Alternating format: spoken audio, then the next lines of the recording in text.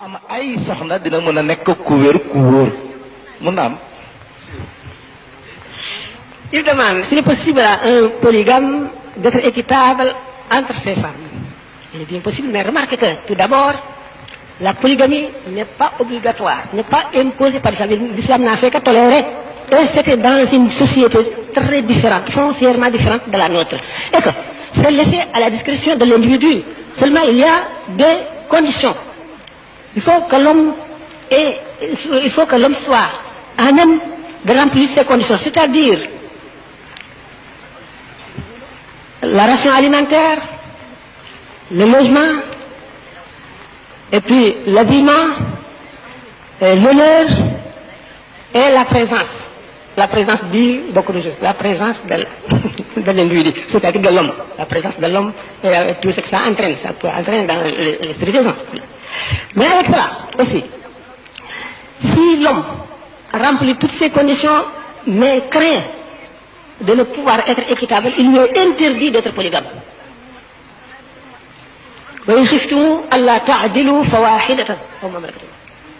Si vous craignez de ne pas être équitable envers elle, cantonnez-vous à une seule femme. C'est le Coran. Mais l'islam, toujours dans sa lucidité, envisage tous les cas.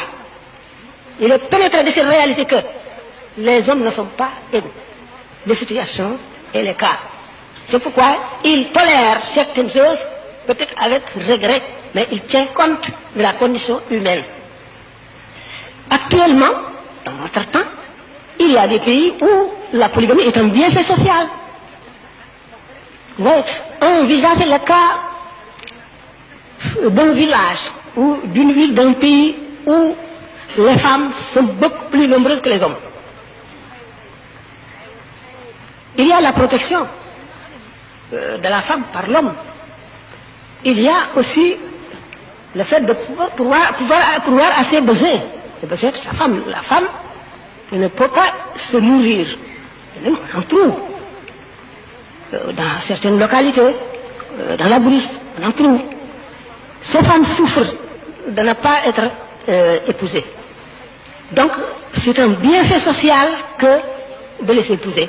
C'est pourquoi ils acceptent, non seulement ils acceptent, mais elles souhaitent être mariées même si elles sont quatrième ou troisième.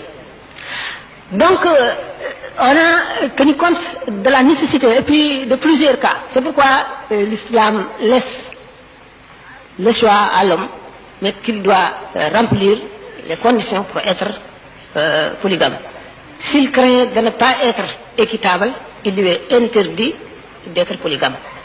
Vous voyez donc, mais quand on se déclare monogame et qu'on a 60 maîtresses, l'islam condamne cela, préfère être polygame que d'avoir des maîtresses à n'en plus finir et puis dépenser l'argent dépenser à la maison, les prendre ailleurs.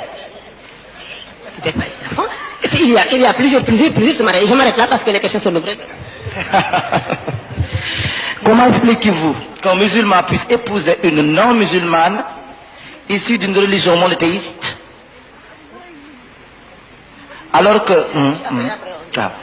je reprends. Comment expliquez-vous qu'un musulman puisse épouser une non-musulmane issue d'une religion monothéiste, judaïsme ou christianisme, alors qu'une musulmane ne peut épouser quelqu'un qui n'est pas de sa religion?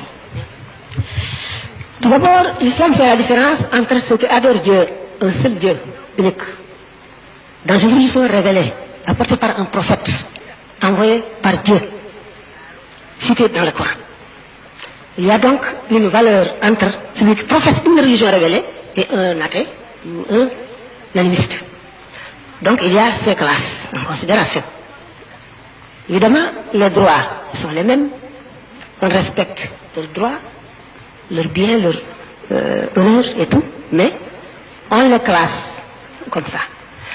Si l'islam permet de marier, c'est-à-dire pour un homme de marier une femme professant une autre religion que l'islam, mais une religion révélée, c'est que il y a une certaine valeur que l'islam considère, parce que cette femme a beaucoup plus de valeur que celle qui n'adore jamais Dieu, qui ne professe aucune religion.